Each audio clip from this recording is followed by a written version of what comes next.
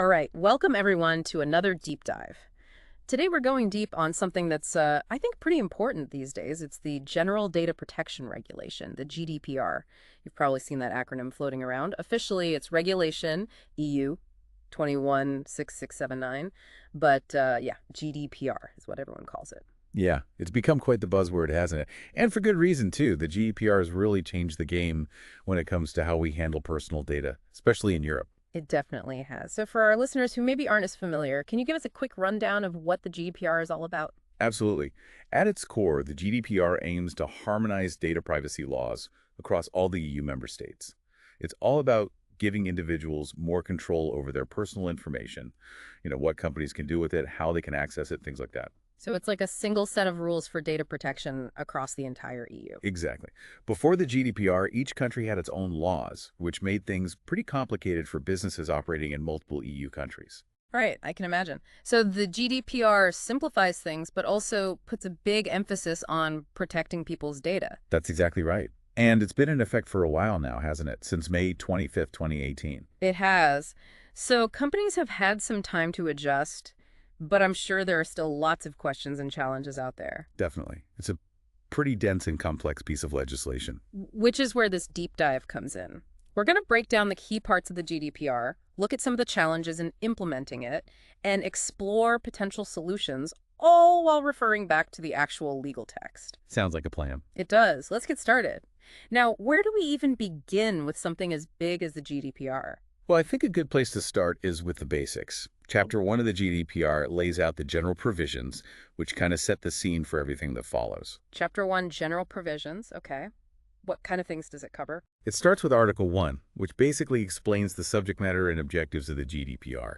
It tells us that the regulation is all about laying down rules for how we protect natural persons. That's just legal speak for individuals in relation to the processing of their personal data. So it's all about protecting people's data when it's being processed by companies or organizations. Exactly. And it also talks about making sure that personal data can move freely within the European Union. Right, because data doesn't just stay in one place anymore. It flows across borders all the time. Exactly. And that's something the GDPR recognizes. Then Article 2 defines the material scope of the GDPR, basically telling us what kind of data processing activities the regulation actually covers. Okay, what does it say? It says that the GDPR applies to both automated processing of personal data, which means using computers and algorithms, and also to manual processing of personal data if it's organized in a certain way. Manual processing. So even those old-fashioned filing cabinets full of paper records could fall under the GDPR. They could if those files are part of a filing system or are intended to form part of one. So it's not just about digital data. It's about any personal data that's processed in a structured way, whether it's on a computer or in a filing cabinet. That's a pretty wide scope. It is. And to make things even more interesting, Article 3 outlines the territorial scope of the GDPR, which means where it applies geographically. I'm guessing it's not just limited to companies within the EU. You guessed right.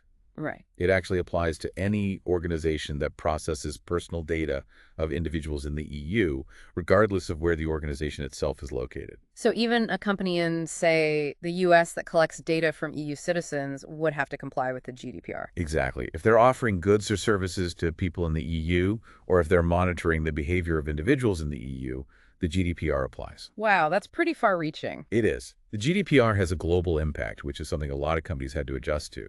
Makes sense. Great, so we've talked about what it covers and where it applies.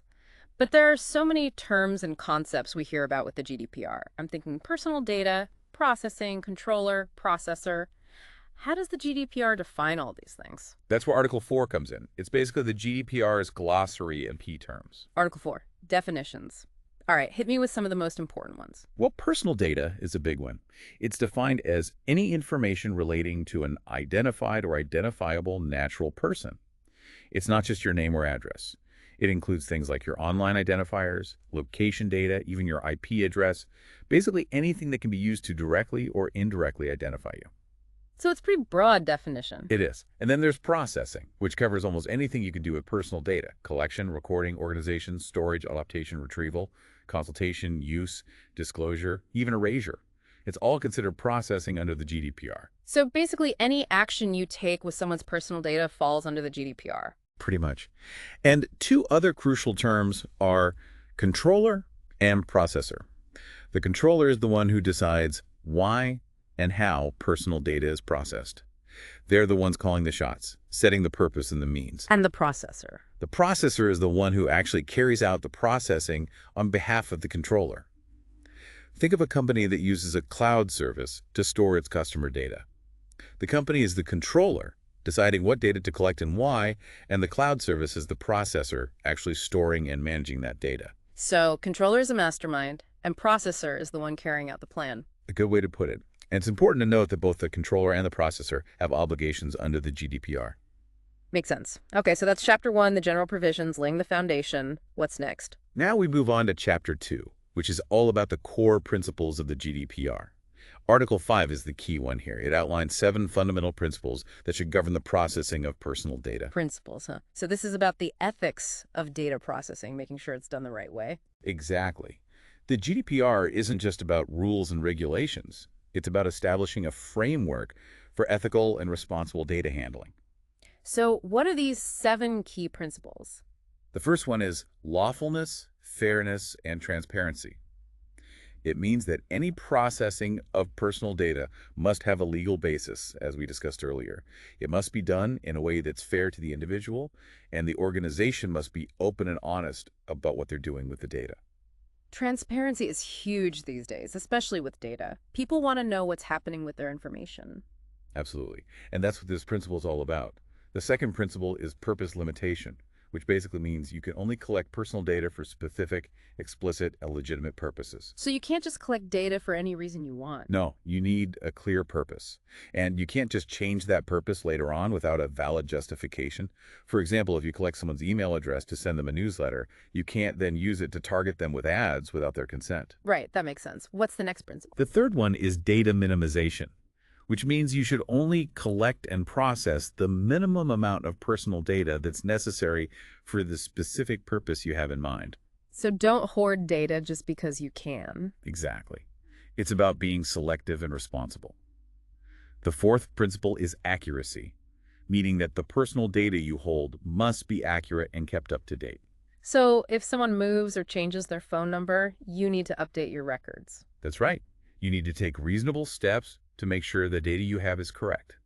The fifth principle is storage limitation, which means personal data should only be kept as long as is necessary for the purpose for which it was collected. So no hanging on to data forever, just in case. Nope. Once you no longer need the data for the original purpose, you need to delete it. Yeah.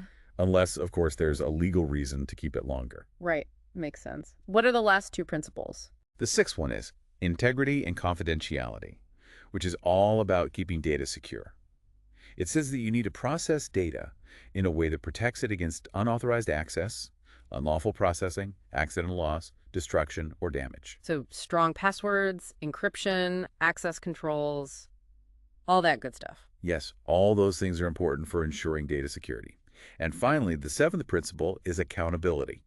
This one is pretty crucial. It basically says that the controller is responsible for complying with all the other principles and must be able to demonstrate that compliance. So it's not enough to just say you're following the rules. You need to be able to prove it. Exactly. You need to have processes and documentation in place to show that you're taking data protection seriously and that you're actually doing what the GDPR requires. A lot of responsibility there for the controller. There is. Now, remember when we talked about the first principle, lawfulness? Well, Article 6 of the GDPR dives deeper into that, explaining the specific legal grounds for processing personal data. Oh, right, because you can't just process someone's data for any reason. You need a valid justification. Exactly. Article 6 lists 6 lawful bases for processing. One of them has to apply for the processing to be legal under the GDPR. Okay, what are they? Well, the first one is consent, meaning the individual has freely given their specific, informed, and unambiguous consent to the processing. So they've actively agreed to it, knowing what they're agreeing to. Exactly. And it can't be bundled with other terms and conditions or pre-ticked boxes. It has to be a clear and affirmative action. The second lawful basis is contract, meaning the processing is necessary for the performance of a contract with the individual or because they've requested you to do something before entering into a contract. Like if I sign up for a service online and they need to process my payment information? Exactly. The third lawful basis is legal obligation, meaning the processing is necessary for you to comply with a legal requirement, like if the law requires you to keep certain employee records for a specific period. Right, those situations where you kind of have no choice but to process the data. Right. Then there's vital interests, which is a bit more specific. It means processing is necessary to protect someone's life or someone else's life. So like in an emergency situation. Yeah, I think medical records or something like that. The fifth lawful basis is public interest, meaning the processing is necessary for the performance of a task carried out in the public interest or in the exercise of official authority vested in the controller. So things that are done for the benefit of society as a whole. Exactly. And finally, there's legitimate interests, which is a bit more nuanced. This means that processing is necessary for the purposes of the legitimate interest pursued by the controller or by a third party, except where such interests are overridden by the interests or fundamental rights and freedoms of the data subject, which require protection of personal data, in particular where the data subject is a child. That one sounds a bit more complicated. It is. It requires a balancing act, weighing the legitimate interests of the organization against the rights and freedoms of the individual. And if the individual is a child, their rights get even more weight. Okay, so 6 different lawful bases to choose from. Now, we talked about consent being one of them, and I know the GDPR is pretty strict about how consent is obtained. It is. Article 7 of the GDPR sets out the specific conditions for consent. So it's not just a matter of getting someone to tick a box anymore. No, it's much more than that. For consent to be valid under the GDPR, it has to be freely given, specific, informed, and unambiguous. The individual has to know exactly what they're consenting to, and they have to express their consent through a clear affirmative action. So no more of those pre-ticked boxes or vague consent statements buried in the fine print? Nope, those won't fly into the GDPR. Individuals also have the right to withdraw their consent at any time, and it has to be just as easy to withdraw consent as it was to give it. So real control for the individual. That's a key theme of the GDPR. Now, there are also certain types of personal data that are considered extra sensitive and have even stricter rules around them. That's covered in Article 9. Article 9, I know it as the special category data. Yes, that's right. It includes things like data revealing racial or ethnic origin, political opinions, religious or philosophical beliefs, trade union membership, genetic data, biometric data, health data, and data concerning a person's sex life or sexual orientation. Really sensitive stuff. It is. And generally, processing this type of data is prohibited unless one of the specific exceptions in Article 9 applies. These exceptions are very narrowly defined and usually require explicit consent or a very strong justification, like protecting someone's vital interests or complying with a legal obligation. So it's not impossible to process this data, but the bar is set very high. Exactly. The GDPR recognizes that this data is particularly sensitive and deserves extra protection. Okay, so we've covered the general rules and the core principles, including the lawful basis for processing and the conditions for consent. Now let's talk about the rights of the individual. That's what Chapter 3 is all about, right? That's right. Chapter 3 of the GDPR is dedicated to the rights of the data subject, and it's a really important part of the regulation. It gives individuals a whole set of rights to control their personal data and how it's used. I'm guessing this is where we get into things like the right to access your data, the right to be forgotten, all those things we hear about. You got it. And it all starts with Article 12, which is about transparency and communication. It says that any information you provide to individuals about their data and their rights has to be concise, transparent, and easy to understand. No more legalese or confusing jargon. So clear and simple language that anyone can understand. Exactly. Then we have Articles 13 and 14, which get into the specifics of what information needs to be provided to individuals. So what kind of information are we talking about? Well, you need to tell them who you are, why you're processing their data, what categories of data you're processing, who you might be sharing it with, how long you'll keep it, and importantly, what their rights are under the GDPR. So basically, full disclosure. Pretty much. The idea is to empower individuals by giving them all the information they need to understand how their data is being used. Okay, so that's the transparency part. Now let's get into those individual rights. Where do we start? A good place to start is with the right of access, which is covered in Article 15. It's a pretty fundamental right. It basically means that individuals have the right to ask you if you're processing their personal data, and if you are, they have the right to get a copy of that data. So they can basically say, show me what you've got on me. Exactly. And you have to provide it to them in a clear and accessible format, along with explanations about why you're processing it, who you're sharing it with, and how long you'll keep it. Okay, what's next? Article 16 is about the right to rectification, meaning individuals have the right to have their data corrected if it's inaccurate or incomplete. So if you have my old address or a misspelled name, I can ask you to fix it. Yes, and you have to do it without undue delay. Then there's the right to erasure, also known as the right to be forgotten, in Article 17. This is a pretty powerful right. Yeah, this is the one that gets a lot of attention. What exactly does it mean? It means that individuals can request to have their personal data deleted in certain circumstances. Like if the data is no longer necessary for the original purpose, if they withdraw their consent, if they object to the processing, or if the data was processed unlawfully in the first place. So in those cases, you have to erase their data. Yes, unless there's a legal reason to keep it. Yeah. But the GDPR lists specific situations where the right to erasure applies, and organizations need to be very careful to comply with it. Okay. What other rights do individuals have? Article 18 is about the right to restriction of processing. This basically means that in certain situations, individuals can request to have the processing of their data restricted or temporarily limited. So not completely deleted, but put on hold. When would that apply? It could apply if, for example, the individual contests the accuracy of the data and you need some time to verify it, or if the processing is unlawful, but the individual doesn't want the data erased completely. There are a few other situations listed in the article as well. Okay. And then there's the right to data portability, right? That's a newer concept. It is. That's covered in Article 20, and it's all about giving individuals more control over their data by allowing them to easily move it from one service provider to another. So if I want to switch from one social media platform to another, for example, I could use this right to transfer my data. Exactly. You have the right to receive the data you've provided to a controller in a structured, commonly used, and machine-readable format, so you can easily transfer it to a different controller. That's pretty cool. And finally, there's the right to object, right? Yes, that's Article 21. It gives individuals the right to object to the processing of their personal data in certain situations.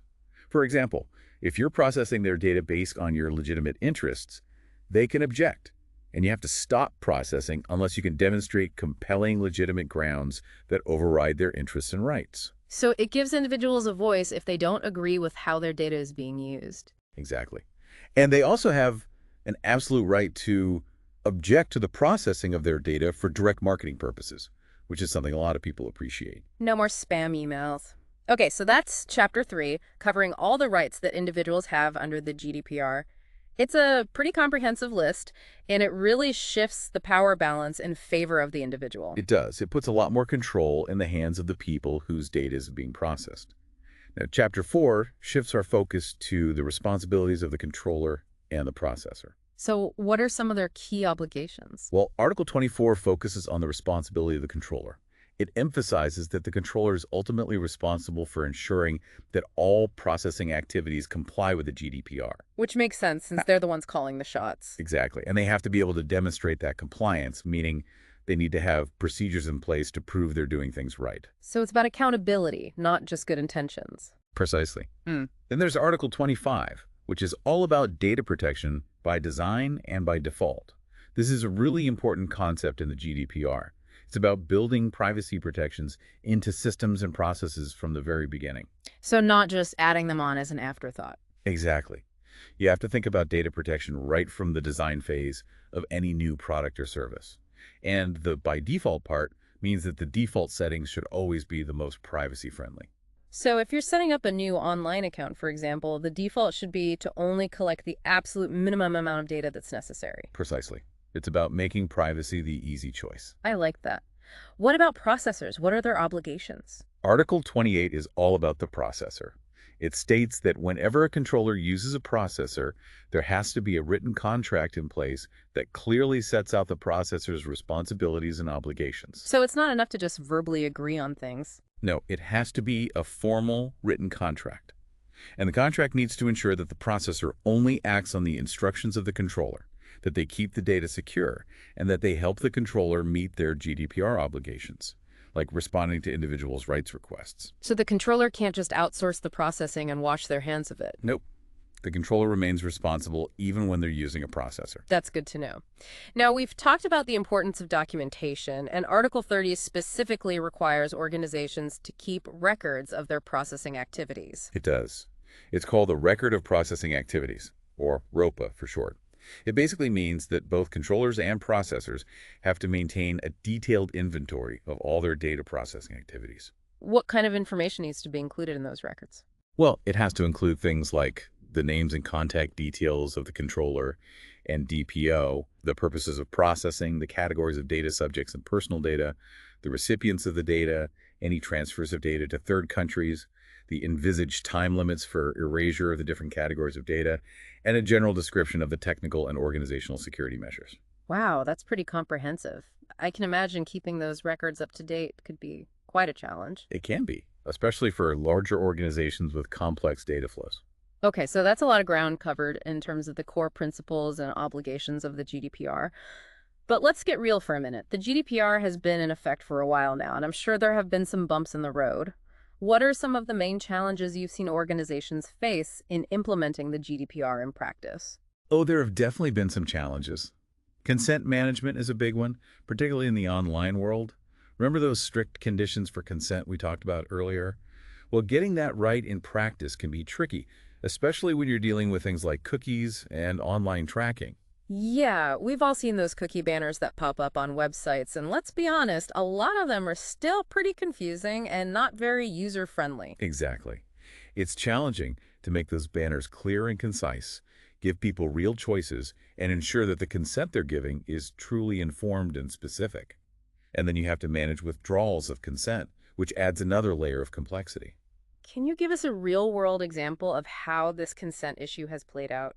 Well, there have been a lot of complaints about cookie banners that make it super easy to click accept all, but make it really difficult to customize your choices or to reject non-essential cookies. Oh, yeah, I've seen those. It's like they're trying to nudge you towards accepting all the cookies.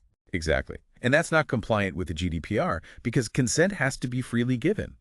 So organizations have had to find ways to design their cookie banners and consent mechanisms in a way that gives individuals genuine control over their choices. I see. So what are some possible solutions for this consent management headache?